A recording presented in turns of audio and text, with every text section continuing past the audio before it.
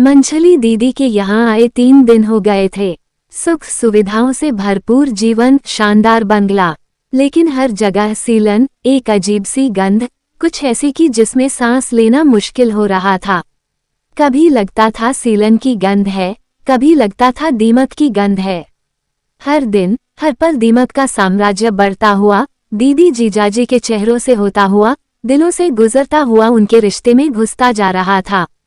जीजाजी इतनी जल्दी ऑफिस क्यों जाते हैं?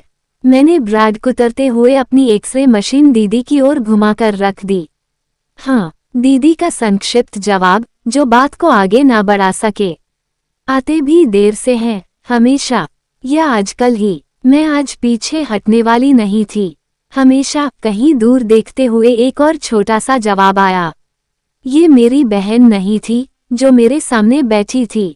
मेरे लिए अब बात घुमाना मुश्किल हो रहा था और बात करना भी।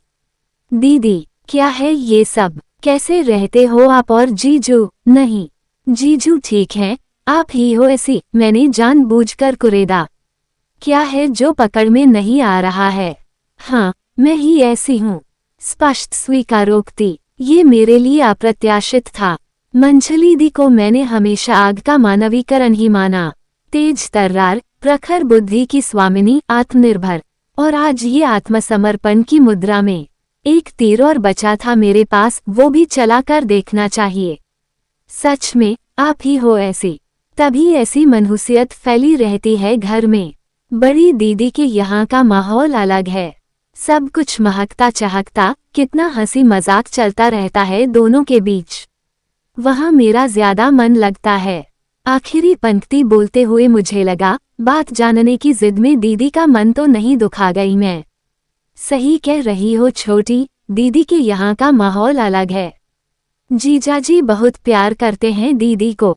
ये बात कहते हुए दीदी ने चाय का एक घूंट भरा, चाय की भाप उनकी आंखों में उतर आई थी। दी, मुझे नहीं बताओगी? मैंने उनका हाथ पकड़ लिया। प्यार वाली बात कहाँ से आ गई? आपको भी तो जीजू। नहीं रे, दीदी ने मेरा हाथ सहलाते हुए कहा, ये मुझे प्यार नहीं करते। मैं अवाक रह गई। इतनी बड़ी बात दी इतनी सहजता से कैसे बोल गईं? बहुत देर सन्नाटा पसरा रहा। दीदी संभलने की कोशिश कर रही थी और मैं उनके संभलने का इंतजार। उनके आंसू चाय में गिर रहे थे। चाय ठंडी होती जा रही थी और सीलन की गंध तेज होती जा रही थी। आपने कभी उनसे पूछा नहीं? मैंने बहुत कोशिश करके ये 5 शब्द उनके सामने रखे। इसमें पूछने जैसी क्या बात है, कारण मुझे पता है। दीदी ने मेरी ओर देखते हुए आंसू पोंछे। जानती हो छोटी, पति कभी भी अपनी पत्नी को नहीं, उसकी दुर्बलता को प्यार करता है। ये दुर्बलता उसके अहम को तुष्ट करती है।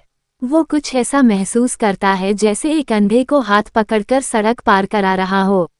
मैंने झटके से हाथ पीछे खींच लिया। ये नहीं हो सकता, ऐसा हो ही नहीं सकता। दी, ये सब फालतू बातें हैं, आप मुझे गोल गोल घुमा रही हैं। ये सच है छोटी। एक उदास मुस्कान दीदी के चेहरे पर फैल गई। तुम बड़ी दीदी की बात कर रही थी ना? दीदी का डर ही उनके रिश्ते को मजबूत बनाए हुए है। हर बात में मैं ये नहीं कर सकती, मैं वहाँ अकेले नहीं जा सकती। आप बताएं ना, ये कैसे होगा? मेरे बस का नहीं। यही वो कमजोरी है जो जीजाजी के अंदर बैठे पुरुष को संतुष्ट करती रहती है और सब कुछ अच्छा चलता रहता है। तुमने सुना नहीं, जब भी सब लोग इकट्ठा होते हैं, जीजाजी अपनी उपलब्धियों वाली फाइल खोलकर बैठ जाते हैं। बीए करके आई थी, हमने एमए कराया, या फिर कार चलाने में हाथ पैर कांपते थे इसके, हमने खूब प्रैक्टिस कराई।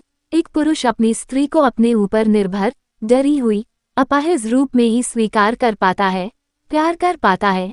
और अगर स्त्री अपाहिज नहीं है तो? दीदी की आवाज कांपने लगी थी। मैंने उनका हाथ कसकर पकड़ लिया।